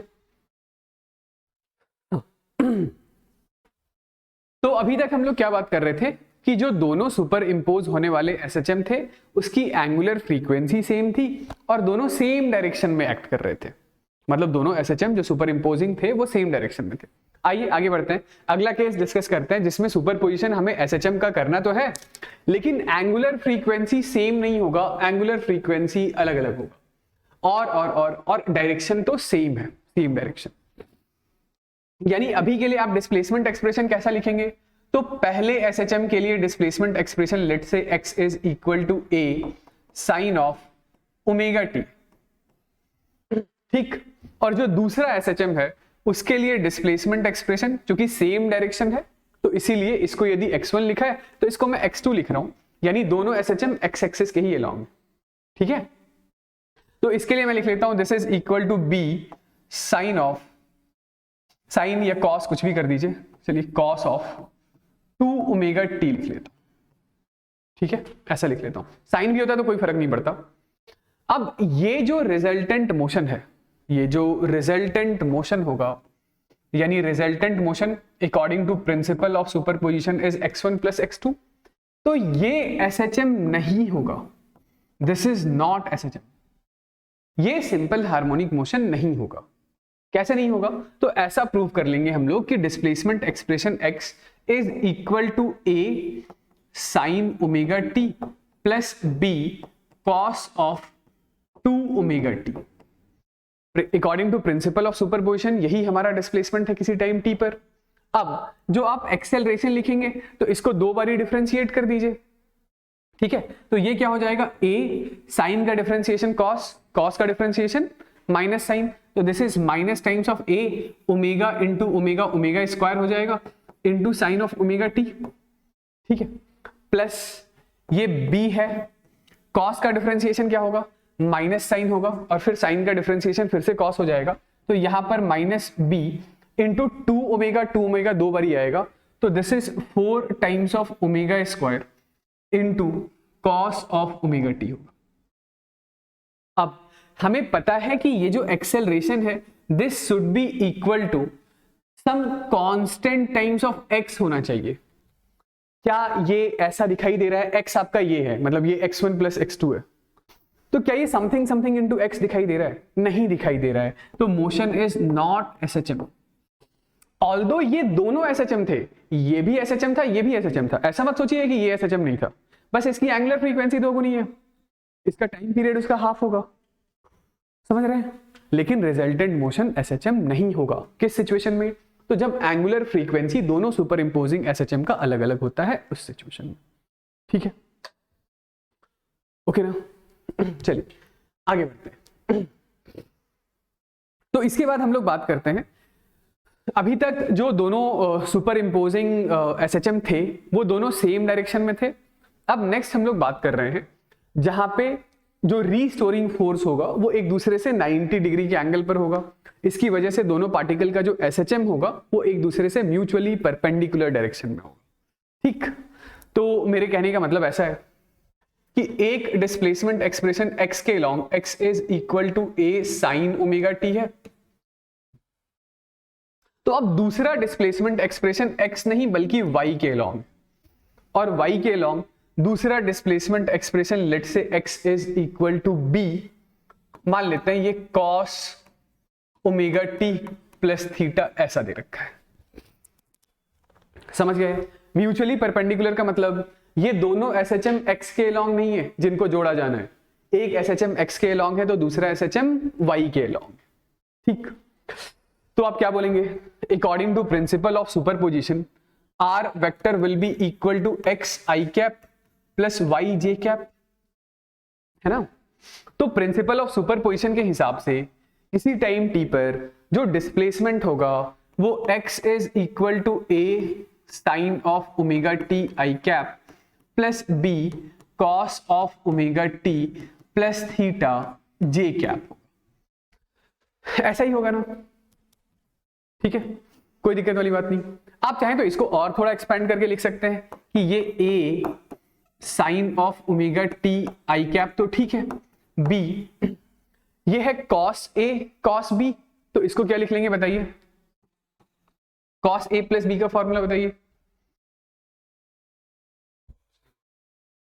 cos a cos b minus times of sin a sin b, तो this is cos of omega t cos of theta minus sine of omega t sine of theta. ठीक है, जे क्या, तो ये हमारे पास ऐसा सा कुछ रिजल्टेंट डिस्प्लेसमेंट एक्सप्रेशन आ जाएगा। दो तीन केस में हम लोग डिवाइड करके इसको समझ लेते हैं। ठीक है, जैसे मैं ये कहना चाह रहा हूं, देखिए ऐसा है कि ये है हमारे पास x एक्सिस और ये है y। ठीक है, किसी टाइम t पर जो x एक्सिस के लॉन्ग डिस्प्लेसमेंट है वो x है, वो x एक्सिस के लॉन्ग डिस्प्लेसमेंट मान लेते हैं a साइन ओमेगा t है। ठीक है, और किसी टाइम t पर जो y एक्सिस के अलोंग डिस्प्लेसमेंट है वो y is equal to a sine of omega t plus theta, ऐसा आपको दे रखा है। ठीक, तो according to principle of superposition r is equal to आपने लिख लिया x i cap plus y j cap. ठीक है, इसके एक दो केसेस हम लोग डिस्कस कर लेते हैं। ठीक है, जैसे केस नंबर 1, यदि मैं ऐसा बोलूं कि यदि थीटा की वैल्यू 0 है, ठीक है, ये दोनों साइन के ही टर्म्स में दे रखे हैं आपको, ये भी साइन है ये भी साइन है, या साइन नहीं होगा तो साइन के टर्म्स में उसको लिख लेंगे, यदि कॉस होगा तो cos theta is sine 90 plus theta कर दीजिएगा। ठीक है, कोई दिक्कत वाली बात नहीं। तो मान लेते हैं कि इस सिचुएशन के हिसाब से जो डिस्प्लेसमेंट एक्सप्रेशन है, पहला x is equal to a sine omega t है और दूसरा x is equal to a sine omega t plus theta है। ठीक है ना, और थीटा हमारा कितना है, 0 है। यदि थीटा 0 है तो r इज इक्वल टू क्या होगा, r is equal to a sine omega t i cap plus ये डिस्प्लेसमेंट एक्सप्रेशन, सॉरी a नहीं, इसको b कर दीजिए, इसको एक बार के लिए b कर दीजिए। ठीक है, तो this is b sine omega T J cap हो जाएगा। ठीक है, यानी x इज इक्वल टू हमारे पास a साइन ओमेगा टी था और y is equal to b sine omega t है। तो हमें करना क्या है, हमें रिजल्टेंट मोशन जज करने के लिए x और y के बीच का रिलेशन निकालना होगा। क्या निकालना होगा, x और y के बीच का रिलेशन निकालना होगा। तो x और y के बीच का रिलेशन कैसे निकाल सकते हैं बताइए? x और y के बीच का रिलेशन निकालने के लिए x डिवाइडेड बाय y कर दीजिए। तो x बाई वाई की वैल्यू कितनी आ रही है? x बाई वाई की वैल्यू आ रही है a बाई b, है ना? यानी कि ये यहां से हमारे पास कितना आ रहा है? तो y is equal to b by a into x। तो ये रहा x और y के बीच का मैथमेटिकल रिलेशन। इसका मतलब क्या हुआ? इसका मतलब ये हुआ कि जो पार्टिकल का मोशन हो रहा होगा, पार्टिकल का जो रिजल्टेंट मोशन हो रहा होगा वो इस पाथ के अलोंग हो रहा होगा। ये कौन सा पाथ है? तो ये तो y is equal to mx दिखाई दे रहा है। y is equal to mx से मेरा मतलब है straight line passing through origin. ये जो इस लाइन की इक्वेशन है यही y is equal to mx कहलाता है। ठीक है, आ रही बात समझ? ओके तो इसी पाथ के लॉन्ग पार्टिकल यहां से चल करके यहां जाता है, यहां से चल के यहां आता है। जब जब जब x की वैल्यू a के बराबर है, ठीक है, तो y की वैल्यू कितनी हो जाती है? x की वैल्यू जब y a के बराबर होती है तो y की वैल्यू b के बराबर हो जाता है। मतलब इस पॉइंट का कोऑर्डिनेट है a, b और इस पॉइंट का कोऑर्डिनेट कितना है? तो इस पॉइंट का कोऑर्डिनेट -a, -b। यानी यदि t इज इक्वल टू 0 से पार्टिकल अपनी जर्नी यहां से स्टार्ट करता है तो t/4 टाइम में ट्रैवल करके पार्टिकल यहां पर चला जाएगा। तो यहां वो कब पहुंच जाएगा? t/4 टाइम पर। ठीक है, टाइम पीरियड कितना होगा? तो time period is equal to 2π/ω। तो t/4 पहले, यानी तो π/2 ओमेगा बोले एक ही चीज है। तो π/2 ओमेगा पर पार्टिकल यहां पर, ठीक है। फिर यहां से घूम करके यहां आ गया तो t/2 टाइम पर, यानी तो π/ω टाइम पर पार्टिकल यहां पर दोबारा से मीन पोजीशन पर होगा। ठीक है, और फिर उसके बाद अगले t/4 टाइम में पार्टिकल यहां से चलकर यहां आ जाएगा तो यहां पर पार्टिकल 3t/4 टाइम पर होगा। ठीक है, और दोबारा से particle t is equal to t पर मीन पोजीशन पर पहुंच जाएगा। तो ये सारी कहानी कब के लिए वैलिड है? ये सारी कहानी तब के लिए वैलिड है जब थीटा हमारा कितना हो? 0 डिग्री हो। ठीक है, यदि थीटा 0 डिग्री है तो ऐसा है। फिर यदि थीटा आपका 180 डिग्री होता तो, थीटा यदि 180 डिग्री होता तो दूसरा केस, ये दूसरा केस है। थीटा यदि 180 डिग्री होता तो displacement expression x is equal to a sin omega t, तो ये तो ठीक है। और y क्या लिखते? तो y आप लिखते b sin omega t plus 180 degree या पाई रेडियन।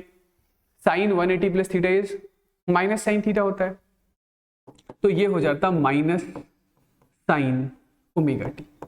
ठीक है, तो यहां दोबारा से x और y के बीच का रिलेशन निकालने के लिए आप क्या करते? डिवाइड करते। तो सीधा यदि हम लोग y बाई एक्स कर दें तो y by x is equal to minus times of b by a आ जाएगा। यानी कि इसको क्या लिखेंगे? तो इसे लिखेंगे y is equal to minus b by a into x. यानी इस सिचुएशन के लिए जो SHM हो रहा होता वो SHM ऐसे किसी पाथ के अलॉन्ग होता, ऐसे किसी पाथ के अलॉन्ग।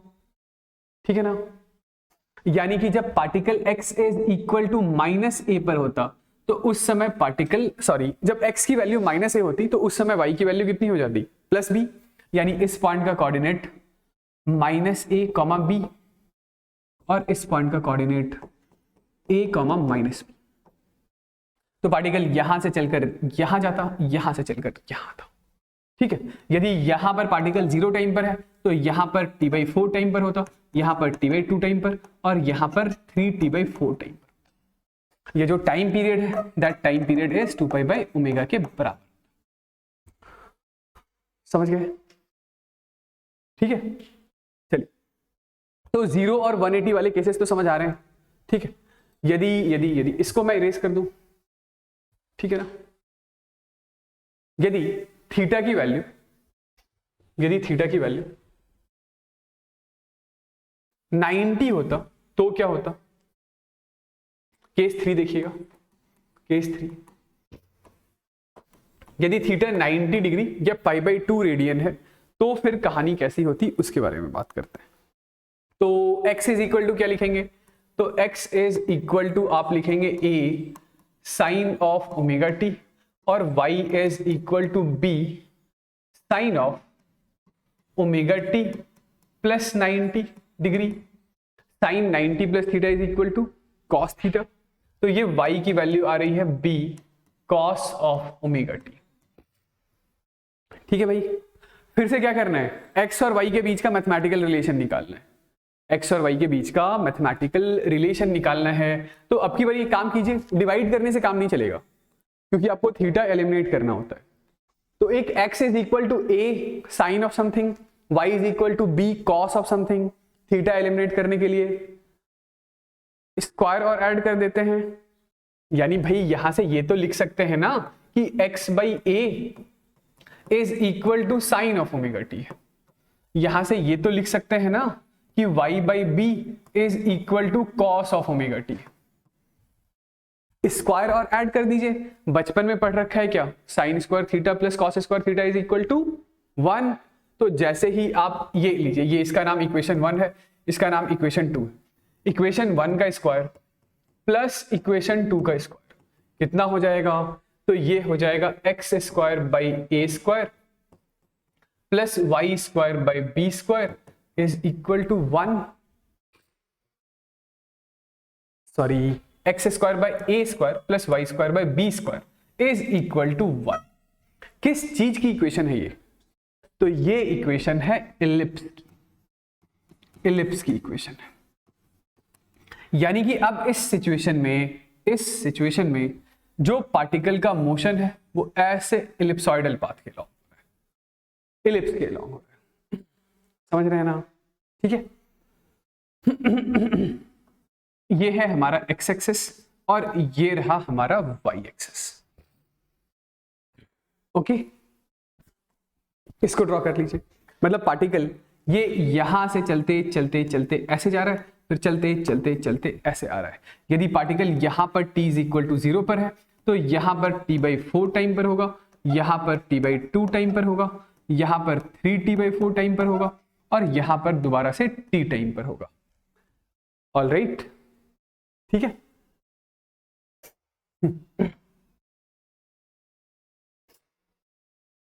इस पॉइंट का कोऑर्डिनेट a, 0 है, इस पॉइंट का कोऑर्डिनेट -a, 0 है, इस पॉइंट का कोऑर्डिनेट 0, b है और इस पॉइंट का कोऑर्डिनेट 0, -b।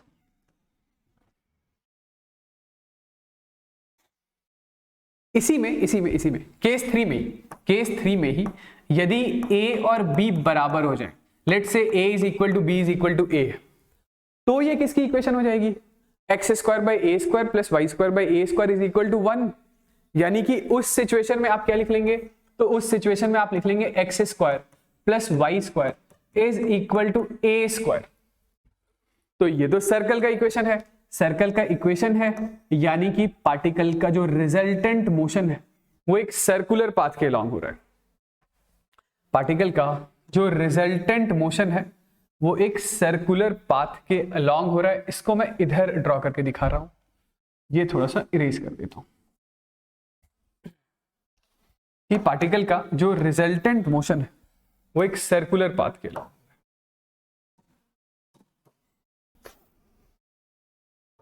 कि यदि यहां particle t is equal to 0 पर है तो यहां t/4 पर ऐसा ऐसा ऐसा ऐसा भाग रहा है।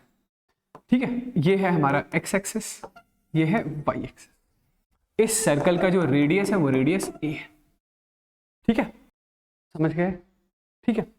तो इस पर बेस्ड जो सवाल है वो मोर और लेस जैसे आपने प्रोजेक्टाइल में इक्वेशन ऑफ ट्रेजेक्ट्री निकाला है ना, तो वैसे से ही सवाल होते हैं। मतलब हमें t को एलिमिनेट करना होता है, x और y के बीच का मैथमेटिकल रिलेशन निकालना होता है। ठीक है, जो x और y के बीच का मैथमेटिकल रिलेशन है तो वही हमारा इक्वेशन ऑफ रिजल्टेंट SHM है। ओके, जैसे चलिए आइए एक सवाल करते हैं। तो क्या दे रखा है कि find equation of resultant motion if these two SHM are superimposed. x की वैल्यू है 4 sin ओमेगा t और y की वैल्यू है y की वैल्यू है 2 cos ऑफ 2 ओमेगा t। ठीक है ना, 2 cos ऑफ 2 ओमेगा t। तो cos 2 थीटा का फॉर्मूला क्या होता है, तो cos 2 थीटा का फॉर्मूला होता है cos square theta minus times of sin square theta, है ना। यही होता है। Sign square theta plus cos square theta कितना होता है 1, तो कॉस स्क्वायर थीटा को क्या लिख लेंगे 1 माइनस साइन स्क्वायर थीटा, तो भाई 1 माइनस 2 साइन स्क्वायर थीटा लिख सकते हैं क्या, बिल्कुल लिख सकते हैं, ठीक है ना। तो मैं ये कह रहा था कि y को एक बार के लिए लिख लीजिए y इज इक्वल टू 2, ये cos 2 थीटा है, cos 2 थीटा है, cos 2 थीटा को क्या लिख लेंगे, तो cos 2 थीटा को 1 माइनस 2 साइन स्क्वायर थीटा लिख लेंगे। ऐसा मैंने इसलिए किया, मुझे t एलिमिनेट करना है बस, इक्वेशन ऑफ ट्रेजेक्टरी। तो यहां से आप साइन थीटा की वैल्यू तो लिख सकते हैं ना कि साइन थीटा कितना होगा, तो आप बोलेंगे साइन ऑफ ओमेगा टी होगा x/4 के बराबर। तो जरा ये बताइए कि y की वैल्यू कितनी आ गई, y इज इक्वल टू 2, ठीक है, 1 minus 2 sign square theta, theta नहीं सॉरी ये थीटा नहीं, ये ओमेगा टी है, ये क्या है, this is sine square omega t है। तो साइन स्क्वायर ओमेगा टी की वैल्यू कितनी हो जाएगी, एक्स स्क्वायर बाई 4 का स्क्वायर 16, तो this is equal to x square by 16, ठीक है, ये 2 से 8 टाइम्स में। तो y is equal to 2 minus x square by 4, तो यही इक्वेशन है रिजल्टेंट एसएचएम का, यही इक्वेशन है रिजल्टेंट एसएचएम का। समझ गए। तो यदि आपसे कोई बोल दे कि इसका ग्राफ बना के बताइए, तो यस ये ग्राफ कैसा होगा, तो ग्राफ होगा पैराबोला, क्योंकि x पर हाईएस्ट पावर है 1 और y पर हाईएस्ट पावर है 2, तो ग्राफ विल बी पैराबोला। लेकिन जो एक्स स्क्वायर का कोफिशिएंट है वो है नेगेटिव, तो parabola mouth opening downward, parabola mouth opening downward होगा। जब x की वैल्यू 0 है तो y की वैल्यू कितनी है 2, तो ये यहां पर हो गया हमारे पास 0,2, ठीक है। जब y की वैल्यू 0 होगी तो x की वैल्यू कितनी हो जाएगी, y की वैल्यू 0 पुट कीजिए, तो यानी कि x square by 4 is equal to 2, तो x square is equal to 8, तो x इज इक्वल टू 2√2, ठीक है। यानी कि ये यहां पर है -2√2 और यहां पर है +2√2, तो ये पैराबोला कुछ, ये पैराबोला कुछ ऐसा होगा, ऐसा, ठीक है। ये इंफिनिटी तक नहीं जाएगा, ऐसा नहीं, इंफिनिटी तक नहीं जाएगा, पार्टिकल का मोशन ऐसे इंफिनिटी के लॉन्ग, मतलब इंफिनिटी तक थोड़ी होगा एसएचएम, कहां तक जाएगा, कहां तक जाएगा, कहां तक जाएगा। तो y की मैक्सिमम वैल्यू कितनी हो सकती है, ये जो cos ऑफ 2 ओमेगा 2 है, cos थीटा -1 से +1 के बीच में वेरी करता है, तो y -2 से +2 के बीच तक जा सकता है, यानी कि y मैक्सिमम ये 0,-2 तक जा सकता है। तो जब y की वैल्यू -2 है, जब y की वैल्यू -2 है, तो उस समय x की वैल्यू कितनी होगी, तो y की वैल्यू यदि -2 होगी, -2 is equal to 2 minus x square by 4, तो ये -4 is equal to -x square by 4, तो माइनस माइनस खत्म, x square is equal to 16, तो x इज इक्वल टू 4, ठीक है, +-4, यानी कि इस पॉइंट का कोऑर्डिनेट कितना होगा, तो इस पॉइंट का x कोऑर्डिनेट हो गया -4, -2, इस पॉइंट का कोऑर्डिनेट इज 4, 2, समझ रहे हैं। तो पार्टिकल यहां से चल के यहां, यहां से चल के यहां, यहां से चल के यहां, यहां से चल के यहां, ठीक है, यही होगा ऐसे चल, समझ गए क्या, ठीक है।